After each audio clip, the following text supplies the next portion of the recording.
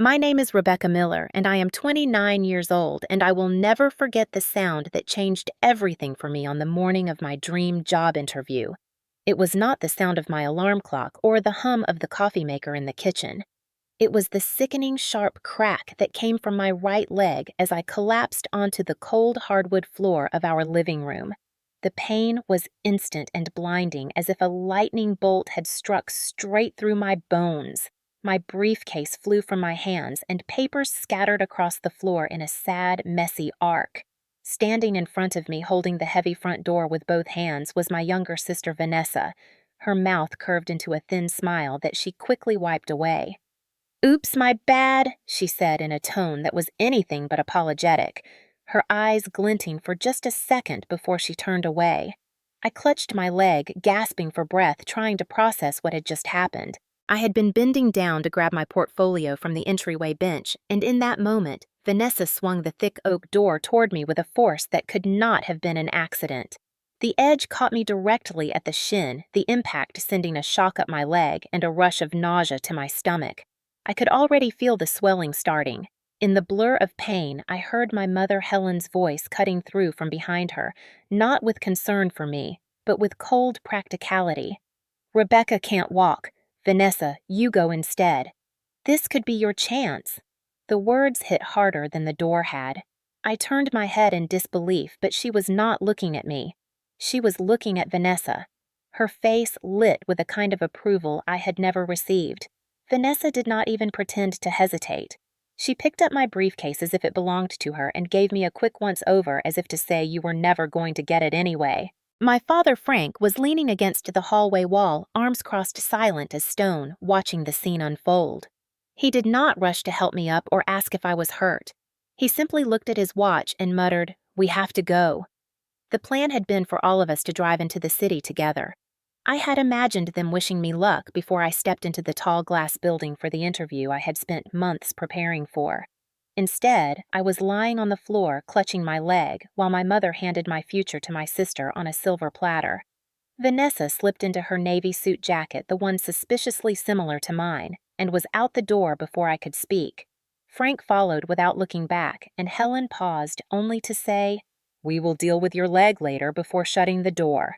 The slam echoed in the empty room like a verdict. I stayed there for a few seconds, my breath coming in short, uneven bursts, the sharp throbbing in my leg matching the pounding in my head. The realization was slow, but it cut deep. This was not an accident. It was the culmination of years of Vanessa getting what she wanted at my expense. But what they did not know, what they could not have guessed as they drove away, was that this time I had something they could not control. This time, I had a plan, and before the week was over, they were going to regret everything they had done that morning. I grew up in a quiet suburban neighborhood in Ohio, in a two-story colonial-style house with white shutters and a wraparound porch that always looked perfect from the street, as if it belonged on the cover of a home magazine. But behind those freshly painted walls was a different reality that only those of us who lived inside understood. My parents, Helen and Frank Miller, were well respected in the community, active at church, and always the first to volunteer for school fundraisers. But inside our home, there was an unspoken hierarchy, and I was never at the top. My younger sister Vanessa was born 2 years after me, and from the moment she could walk, she was the center of my parents' universe. She was the golden child, the one who could do no wrong, the one who received praise for the smallest accomplishments, while I was held to impossible standards. If Vanessa spilled juice on the carpet, it was Rebecca. Why didn't you watch her if she forgot her homework? It was Rebecca. You should have reminded her, and if she had a bad day at school, it somehow became my responsibility to cheer her up. Helen's eyes softened when she looked at Vanessa, her voice dripping with patience and warmth. But when she turned to me, her tone often shifted to sharp criticism or weary sighs, as though my very existence was a source of extra work for her. Frank was quieter, but his loyalty was clear. He backed Helen in every decision and rarely questioned her version of events. As I got older, the favoritism became more blatant. Vanessa wanted ballet lessons and got them immediately complete with custom shoes and private coaching, while I had to beg to join the school soccer team and even then was reminded weekly how expensive the fees were.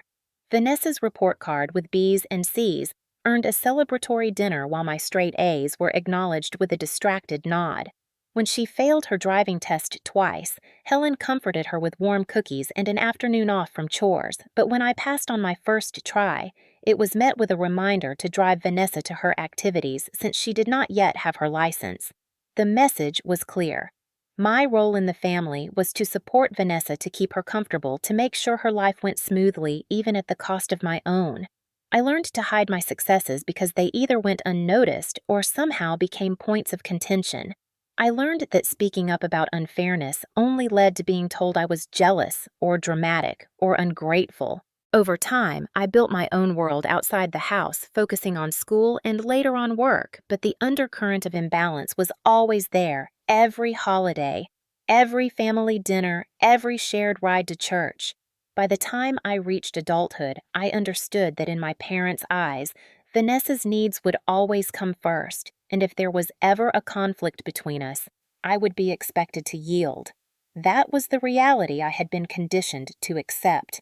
Until the morning of my job interview, when the silent agreement between us shattered with the bone in my leg, and I realized I was done playing by those rules. Some of my earliest memories are the kind that should have been sweet and warm, but for me, they are tinted with the constant sting of being second best in my own family, and the pattern was so consistent that even as a child, I could predict how events would turn out. I remember my 10th birthday as if it happened last week. I had been counting down for months, planning a backyard party with my best friends from school. Mom had promised a cake with strawberry filling my favorite, and had even said I could choose the theme, so I picked a soccer party complete with green icing to look like a field.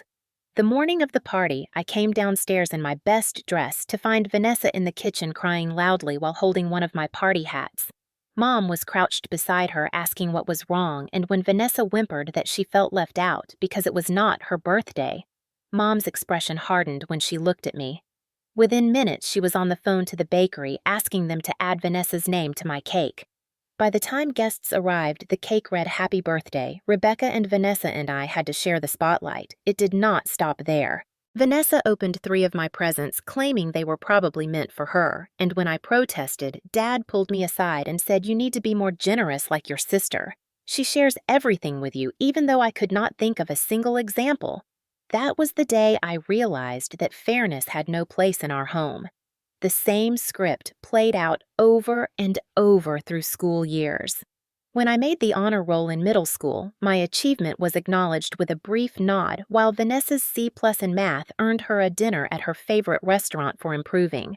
In high school, I worked hard to earn a spot on the varsity soccer team, and while I was at practice, Vanessa was given rides to art lessons and shopping trips because Mom insisted she needed outlets for her creativity.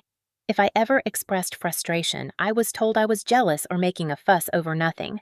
One incident during senior year still burns in my memory. I won first place in the state writing competition and was invited to a banquet to receive my award. I asked my parents if they could come, and they said they would try. But on the night of the banquet, they did not show up because Vanessa had been invited to a last-minute birthday party for a friend. They took her instead, leaving me to stand alone while other students posed with their proud parents.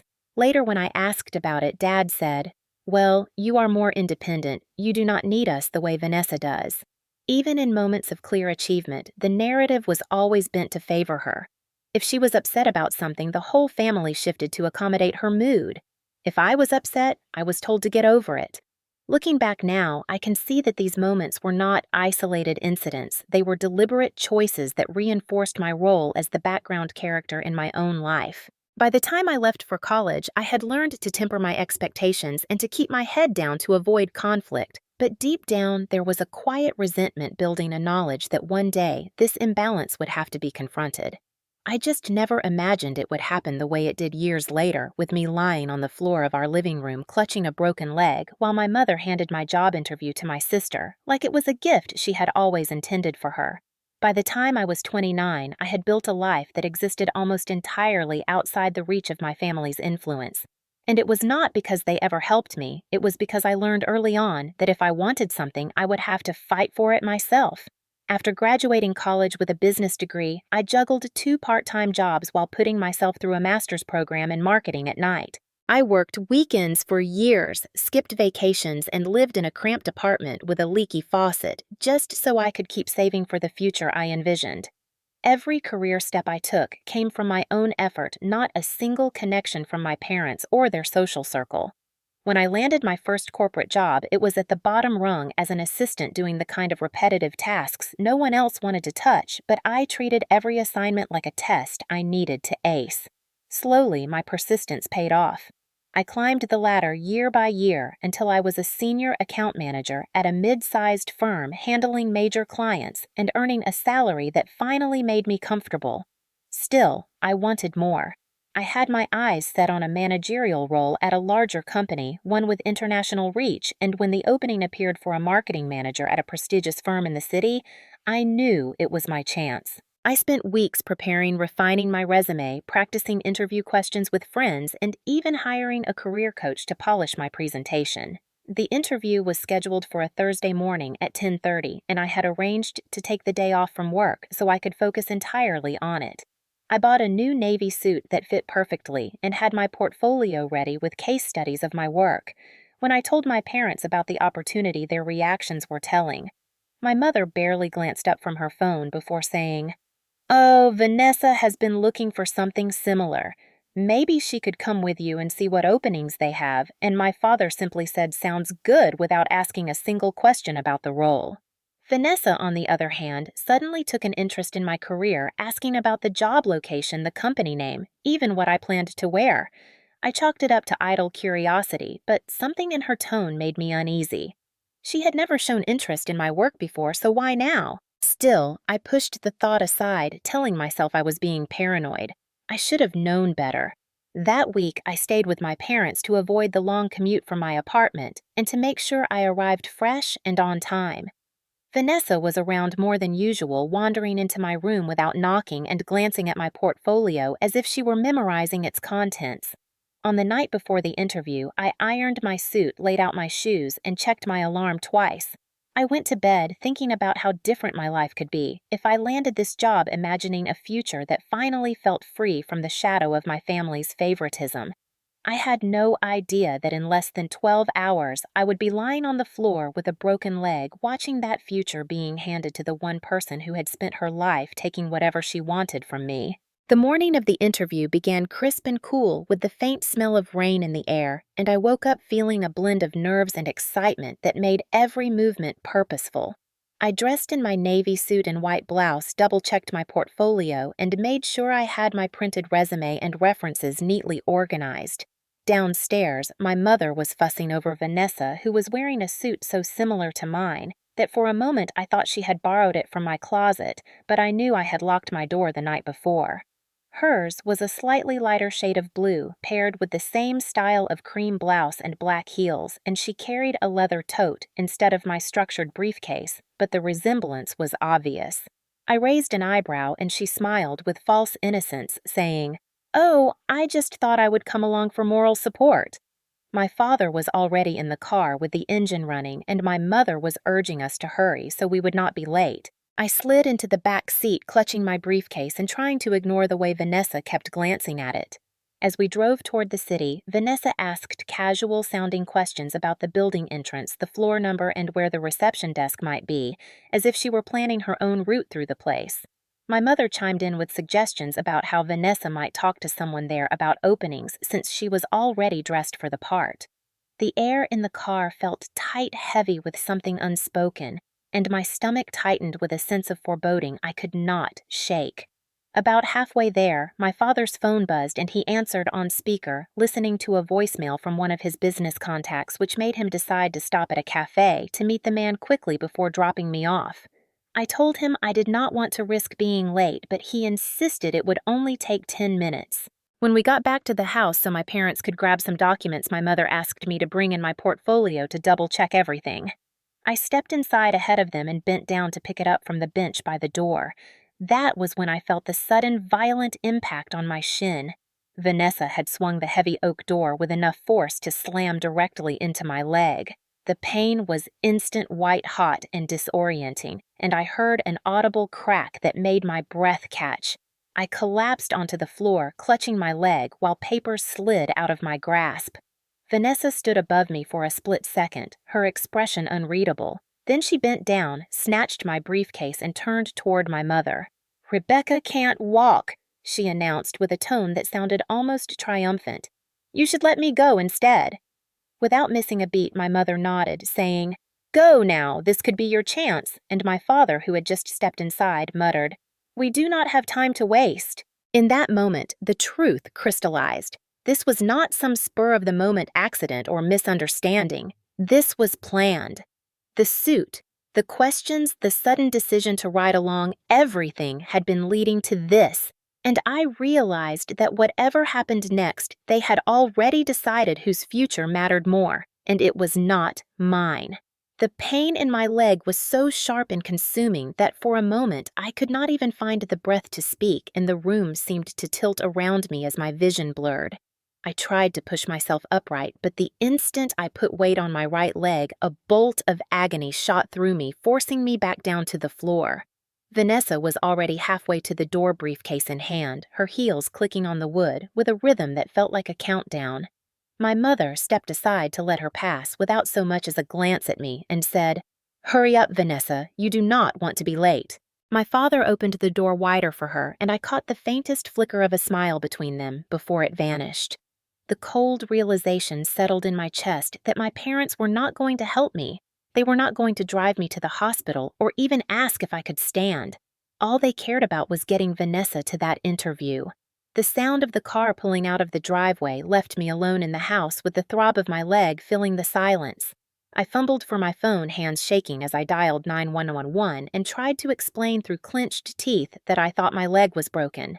Minutes later, I heard the hurried footsteps of our neighbor, Mrs. Carter, who had seen the commotion from her front porch. Her eyes widened when she saw me on the floor, and she knelt beside me asking what happened. When I told her Vanessa had slammed the door into me, she pursed her lips in a way that told me she was not surprised. The paramedics arrived soon after, and as they examined my leg, one of them shook his head and said, "Looks like a bad fracture we will need to get you to the ER." As they lifted me onto the stretcher, I saw Mrs. Carter lingering in the doorway, and she leaned in to whisper that her security camera had captured everything from the angle of her porch and that she would keep the footage safe in case I needed it. I felt a flicker of something other than pain, for the first time since the door hit me, a flicker of possibility that maybe for once there would be proof of what I had endured. But as the ambulance doors closed and the siren wailed, I could not ignore the weight in my chest, knowing my family had chosen to leave me injured on the floor without a backward glance, and that they would return later expecting me to accept it as just another unfortunate accident in a long history of them. The ride to the hospital was a haze of sirens and the steady throb of pain radiating from my leg with each bump in the road, and I clenched my jaw against the urge to cry, not just from the injury, but from the raw disbelief that my own parents had left me there, like I was an inconvenience they could not be bothered with. At the ER, the paramedics wheeled me in and handed me off to a nurse who began taking my vitals while asking what had happened. I told her my sister had slammed a door into me hard enough to break my leg, and her eyebrows lifted just slightly before she noted it down. X-rays confirmed a fracture that would need a cast and several weeks on crutches, which meant the interview was gone, along with the momentum I had been building in my career. As I lay there waiting for the cast to set, Mrs. Carter appeared in the doorway, still in her sweater and jeans, holding a thermos of coffee in one hand and a small USB drive in the other. She said she wanted to check on me, but also to give me something important. She explained that her porch camera had a clear view of my front door and that it had recorded the moment Vanessa swung it into me, along with the way my parents reacted afterward. She said she had already made 2 backup copies just in case and that she was willing to give a statement if needed. Her calm, steady tone cut through the fog in my head, and I realized this was not just a shred of hope, it was leverage. For the first time in years, I had irrefutable proof of what had been happening to me. I thanked her quietly, gripping the USB like it was a lifeline, and she patted my arm, saying, "Some people need to be shown in front of the whole world before they understand the harm they have done." I knew she was right, and I also knew that if my family had been willing to hurt me this openly, there was no reason to protect them anymore. That thought settled into my mind and began to grow into something sharper and more deliberate. I would not just survive this. I would make sure everyone knew exactly what they had done. That evening, as I lay propped up in the hospital bed with my leg encased in plaster and the dull ache of pain medication settling over me, the door swung open and my mother stepped in, followed by Vanessa, who now wore an expression of carefully arranged concern, and my father bringing up the rear with the same closed-off face he had worn all morning. For a fleeting second, I thought maybe they had come to apologize, or at least ask how I was doing, but the moment my mother spoke, I knew why they were there. "Rebecca," she began in that falsely soothing tone she used when she wanted to control the conversation. "We have been talking, and it would really be best for everyone if you told people this was just an accident." I stared at her, unsure if I had heard correctly, and she continued, "You know how it would look if you started making accusations against your sister, especially with Grandma's friends and Dad's business contacts." Vanessa shifted closer to the bed, leaning on the railing and lowering her voice so only I could hear. "No one will believe you. They never have, and you know what happens when you try to make me look bad." My pulse kicked up, and I felt the familiar heat of anger in my chest, but I kept my face neutral because I could see what they were trying to do. They thought the medication would make me pliable, that the years of conditioning would make me fold, like I always had. My father pulled a folded paper from his jacket and laid it on the tray table. "This is a statement you can sign," he said calmly, saying the door hit you by accident and you don't wish to pursue anything further. "Sign it and we can all put this behind us." I let my gaze rest on the paper without moving to touch it. Instead, I asked what's about my interview. My mother's mouth tightened. Vanessa explained everything to them and they were very understanding. She said quickly she represented the family well. I almost laughed at the absurdity of the phrasing, but instead I met her eyes and said nothing. In my mind, I saw the USB drive Mrs. Carter had given me now hidden in my bag, and I knew the last thing I was going to do was sign away the one chance I had to finally prove what they were. I pretended to consider their offer, nodding slowly as if the painkillers were clouding my thoughts. "I will think about it," I murmured, watching the faint flicker of relief cross my mother's face. As they left the room, my father said quietly, "Remember, Rebecca, family comes first." The door clicked shut and I exhaled a long, slow breath, my hands curling into fists. For once, I was not going to let their definition of family be the one that decided my future. The moment they were gone, I reached for my bag and slipped the small USB drive into my hand, feeling its solid weight and the quiet promise it carried, and I knew this was going to be my way out of the cycle I had been trapped in for years. I pressed the call button, and when the nurse arrived, I asked if there was a computer I could use privately, explaining that I needed to review something important for my own safety. She hesitated, but after I assured her it was related to the incident, she led me to a small office down the hall where I plugged the drive in and watched the grainy video appear on the screen. The angle from Mrs. Carter's porch camera was perfect, capturing the front door in full view. It showed me stepping inside, bending to pick up my portfolio, and then Vanessa's arm swinging the door with deliberate force, slamming into my leg with an impact that made me flinch even watching it. The sound carried faintly through the microphone, a dull, heavy thud, followed by my gasp and collapse.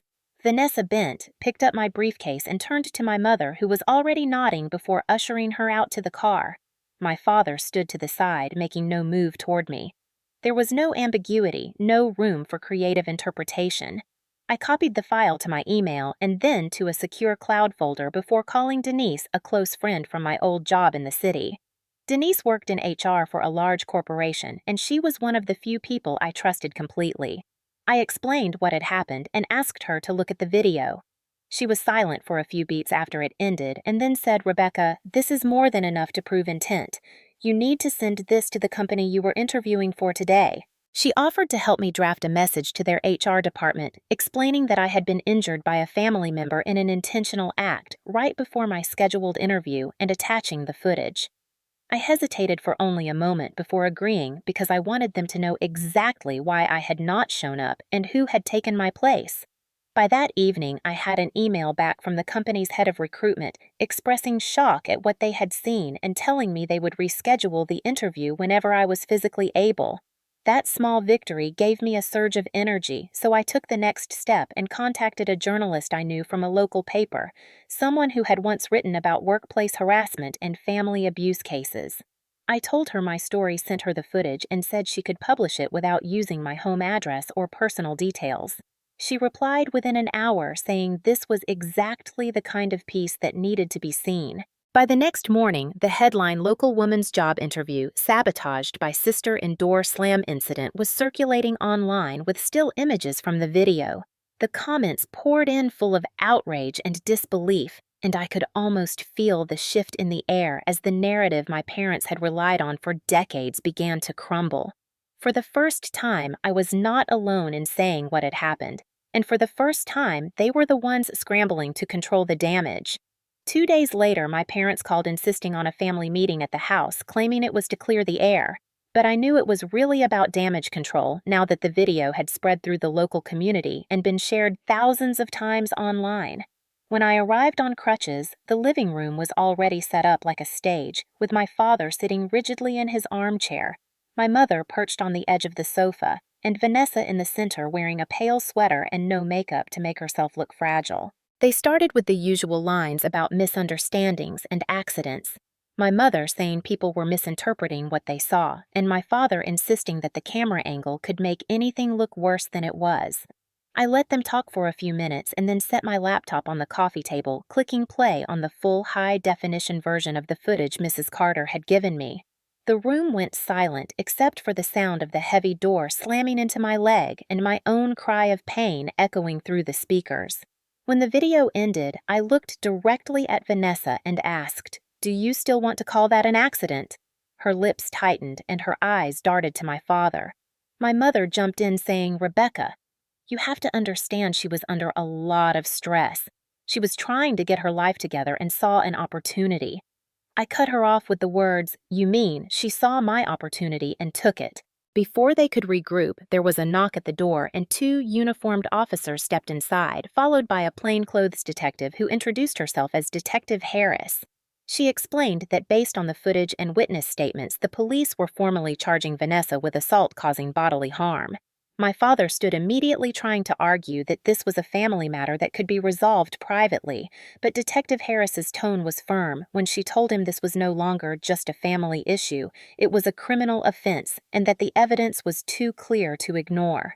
Vanessa's face crumpled into a practiced show of tears, but it did not stop the officers from placing her in handcuffs. The sight of my sister being led out of the house in front of my parents was a moment I would never forget. Not because I enjoyed seeing her humiliated, but because it was the first time in my life that her actions had real consequences she could not escape. My mother's face went pale. Her lips pressed into a thin line as she realized she could not talk this away, and my father's eyes burned with anger, not at what Vanessa had done, but at me for exposing it. Later that afternoon, the local news ran a segment on the arrest using the headline, "Sister Charged After Sabotaging Sibling's Job Interview," and replaying the clip from Mrs. Carter's camera. Calls and messages flooded in from relatives and acquaintances, some expressing support, others demanding to know why I would take this public. I answered none of them.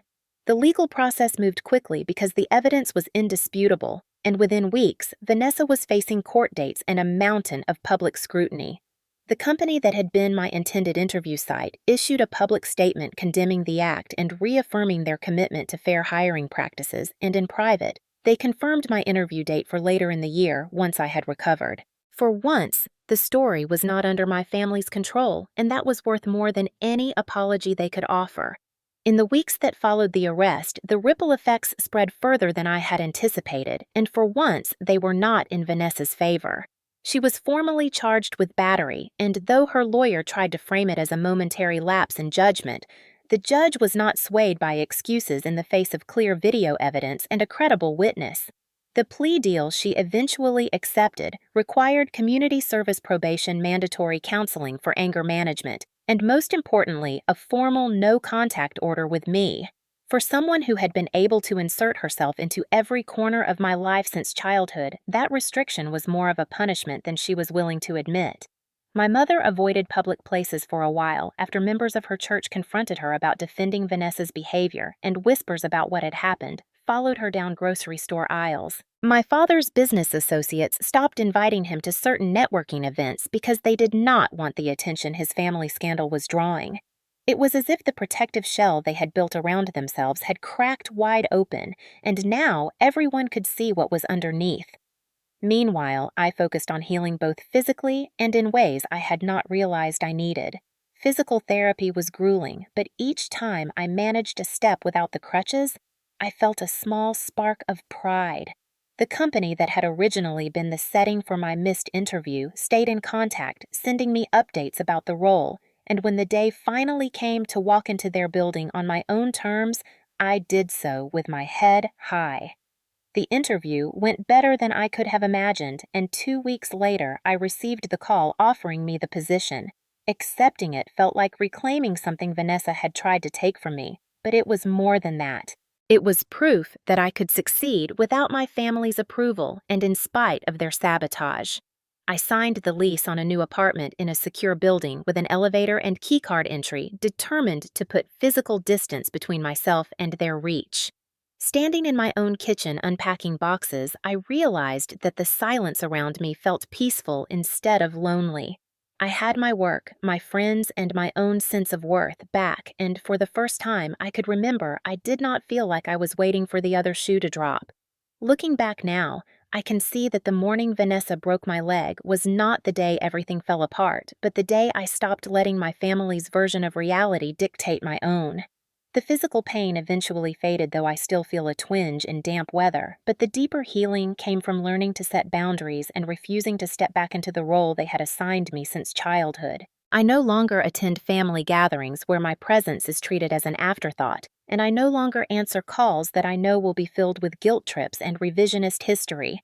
My mother tried a few times to reopen the conversation, framing it as a chance to repair the family, but her definition of repair still meant protecting Vanessa from consequences and pretending nothing had happened, so I declined. My father has not spoken to me since the court proceedings, and I have accepted that some relationships are better left in the past. Vanessa relocated to another city as part of her probation requirements, and from what I hear, she keeps a low profile now, though I suspect it is more out of necessity than remorse. My new job has been everything I hoped for: challenging, fulfilling, and free from the shadow of constant comparison. The people I work with know me only for my skills and contributions, not for my place in a dysfunctional family hierarchy. Moving into my own apartment and building a life that revolves around people who respect and value me has been the greatest revenge I could have imagined, because it is a form of success they cannot touch.